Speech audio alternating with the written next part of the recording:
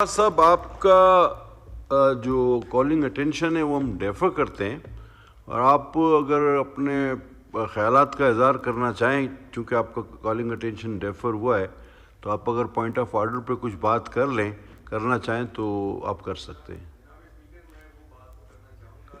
Mic खोलें जी इनका। Seat नहीं आ जाए, पीछे आओ भाई, पीछे आ जाए। नहीं, वो गलत सीट पे है। उमैर खान न्याजी की सीट है ये। हाँ जी, हाँ ठीक है जी। नहीं, मेरी सीट उधर। हाँ वो अब आप देखें, अब आप क्या कहेंगी मैडम? चले जनाब स्पीकर, मुझे थोड़ा सा मौका दीजिए जी। मुझे आप कहते हैं तो मैं उस सीट पे जाके कर लेता हूँ। बेहतर यही होता है कि एक रूल है हमारा। मैं वहां चला जाता हूँ जी। मैं गुजारिश,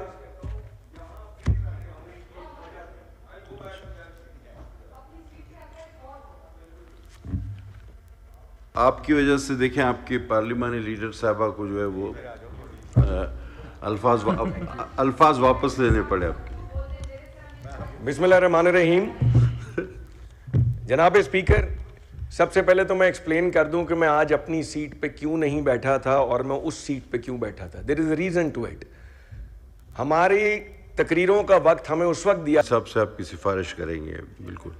जहाँ इकबाल आफरीदी साहब, आप लास्ट हमारे मुकर्रर है, उसके बाद हमारा कॉलिंग अटेंशन है। अगर मूवर मौजूद है तो then we will move further. शुक्रिया जनाब चेयरमैन साहब। चेयरमैन साहब, यकीनन आप जब नीचे बैठते हैं तो हमारे लिए तकलीफ़ का सबब बनते हैं। आपके लिए मुस्तकिल ही चेयर होनी चाहिए। आपने जिस तरह आज ऐवान को चलाया, हम अप्रिशिएट करते हैं। मैं उस ज़िले से ताल्लुक़ रखता हूँ जहाँ पे 2009 से शुरू जंग ऑपरेशन अभी तक जारी है। हम जलोज़ई कैम्प और मुख्तलिफ मुल्क की दीगर हिस्सों में चले गए, डिस्प्लेस हुए। एक ही अच्छा वक्त हम पे आया है, वो हमारे इमरान खान की हुकूमत थी, जब 2018 से 2022 तक वहाँ पे अमन रहा, हम सुकून से रहे। लेकिन जैसे उसकी हुकूमत ख़त्म हुई, दोबारा ऑपरेशन शुरू हुआ, और वहाँ पे जो ऑपरेशन है, वहाँ पे मस्जिद यरगमाल है चेयरमैन साहब, वहाँ पे मस्जिद में तो गाने यही चलाते हैं, आज़ान नहीं दिया जा रहा है। लिहाजा वहाँ पे कल जो वाक़ये हुए हैं, वहाँ पे एक शख्स 2 छोटे छोटे बच्चों के साथ निकला था, उसको गोली मार दी गई है, और उसके सराहने 2 कमसन बेटे, एक 5 साल की और एक 7 साल की, वो बेटे रहे 18 घंटे, ना तो उसको तबी इमदाद दिया गया, वहाँ पे वो शहीद हुआ। लिहाजा एक गोला घर पे फेंका गया, वहाँ पे एक बुजुर्ग शख्स शहीद हुआ। ये मुल्क में क्या हो रहा है और हमारे एक्सपार्टा में जो हो रहा है, ये मैं दावे से कह रहा हूँ कि बाहर की जितनी भी एजेंसियाँ हैं और ये जो डॉलरों की लड़ी जंग है, इसमें सब इन्वॉल्व है। एक कुरम में 2 ममालिक लड़ रहे हैं और हमारे जो ज़िले हैं उसमें ये बाकी सब लड़ रहे हैं। हमारा अगर स्टेट है, हमारे जो अगर फोर्सेस है, उसमें से गुजरे। आगे आप खुद ही देख ले मामलात। 10-10 महीने, 12-12 महीने पंजाब का हमारा कोई टिकट होल्डर, कोई MNA MPA अपने घर नहीं घुस सका। इन हालात से हम 2-4 रहे। इलेक्शन के बाद इलेक्ट होके आए तो FIR रुकी नहीं।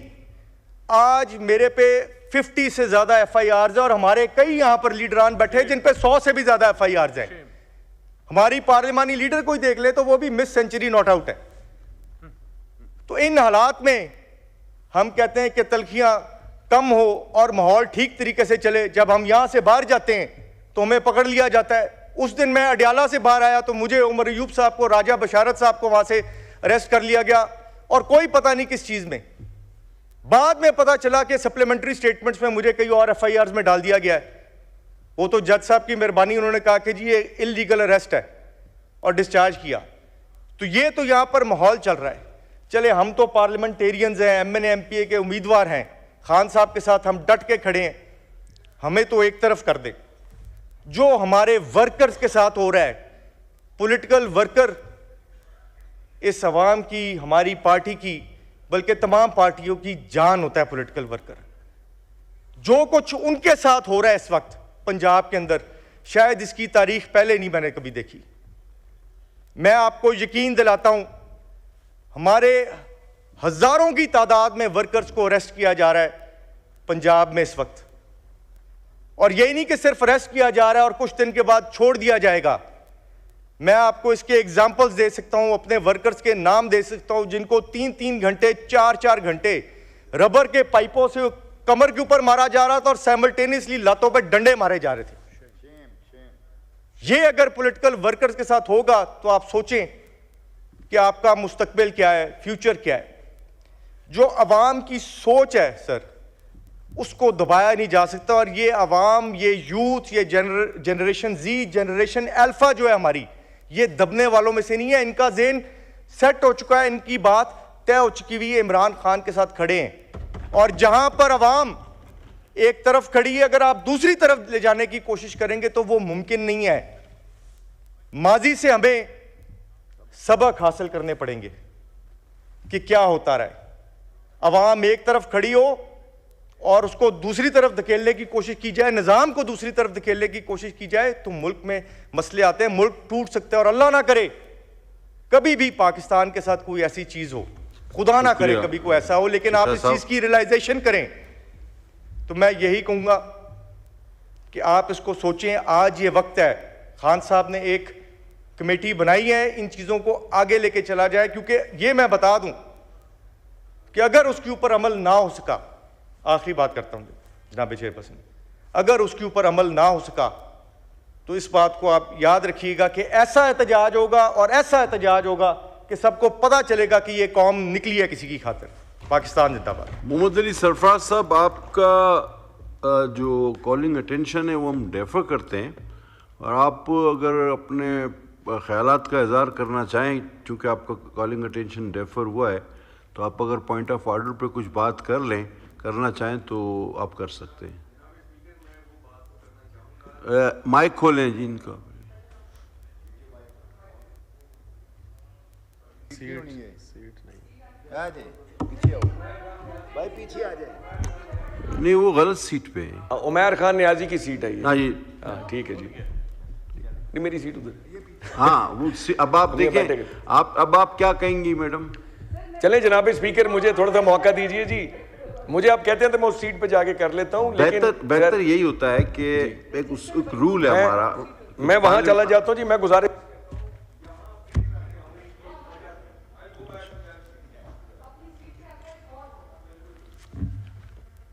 आपकी वजह से देखें, आपके पार्लिमानी लीडर साहबा को जो है वो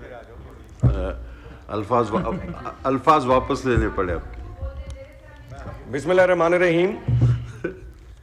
जनाब स्पीकर, सबसे पहले तो मैं एक्सप्लेन कर दूं कि मैं आज अपनी सीट पे क्यों नहीं बैठा था और मैं उस सीट पे क्यों बैठा था। There is a reason to it.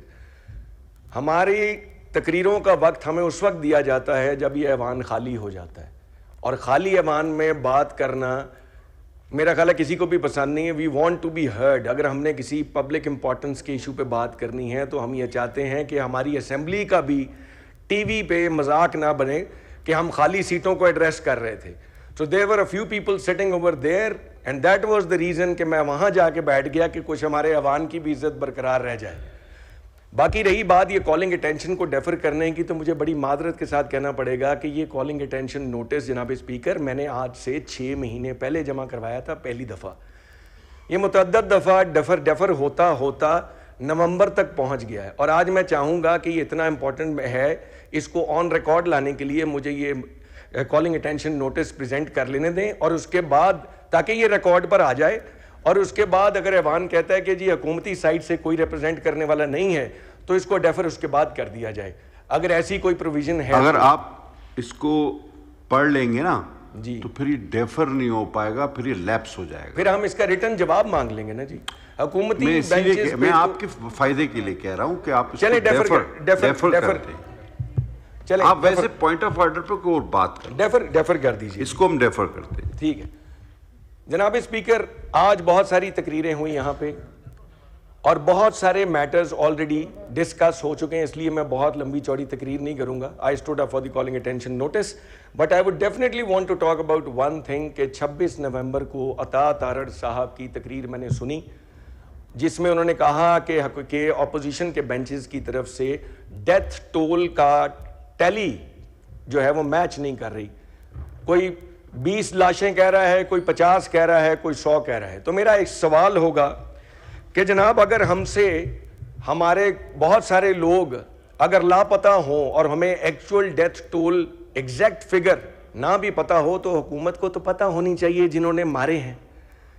हमारे कारकुनान शहीद हुए हैं उस तारीख पर, वहां पर खून बहाया गया है, वहां पर गोली चली है. सवाल बार बार एक ही है कि गोली क्यों चलाई गई जब वहां पे किसी किस्म का कोई तशद्दुद नहीं हो रहा था. और पीसफुल प्रोटेस्टर्स, जनाब स्पीकर ये बात नोट करने वाली है, peaceful protesters, I was there, peaceful protesters सड़क के ऊपर खड़े थे, लोग आपस में गुफ्तो शनीद कर रहे थे, जब सडनली मैसिव फायर हुआ, मैसिव आंसू गैस शेलिंग हुई और लोग दीवारों में लगते रहे और एक दूसरे की तरफ टकरे मारते, पागलों की तरह भागते हुए वहां से निकलते हमने खुद देखे. और उस जगह पर क्या जरूरत थी फायरिंग करने की, और क्यों रातों रात वहां पे सारा फर्श भी धोया गया? अगर वहां पर एक भी लाश गिरी थी तो खून तो होगा. उन्होंने बड़ी बात की अता तारड़ साहब ने कि AI यूज करते हुए लाल खून, ये होती हैं सिंबॉलिक बातें. अगर वहां पे 12 शहीदों के तो नाम मेरी बहन जरताज गुल ने कल अपनी तकरीर में बयान किए, 12 लोगों को अगर गोलियां लगी तो उनका खून तो निकला होगा और खून सड़क पे गिरा भी होगा. किसने धोया और क्यों धोया? जब लाशें गिराते हुए हुकूमत को ख्याल नहीं आया तो उसको छुपाने की क्या जरूरत थी? दीदा दिलेरी से कहते कि हाँ, हमने कहा था कि तुम अगर अपना हक मांगने के लिए इस्लामाबाद आओगे, निहत्ते भी आओगे, डी चौक में आओगे तो हम तुम्हें गोली मारेंगे, और लो हमने तुम्हें गोली मार दी. यह सवाल बार बार इस ऐवान में गूंजेगा. मेरे बाद मेरे जो दोस्त तकरीर करेंगे, हम 1 पॉइंट एजेंडा के तौर पे एक ही बात करेंगे कि गोली किसने चलाई और क्यों चलाई. इसके अलावा मैं आज एहतजाजन कोई और बात ही नहीं करना चाहता, क्योंकि मैं नहीं चाहता कि मेरे इस सवाल का वजन कम हो. हमें इसका जवाब चाहिए, और जब तक नहीं मिलेगा हम बार बार खड़े होंगे, बार बार तकरीरें करेंगे और सिर्फ एक सवाल पूछेंगे, गोली क्यों चलाई और किसने चलाई. बहुत शुक्रिया. ठीक है जी. The House is adjourned to meet again on Wednesday, the 18th December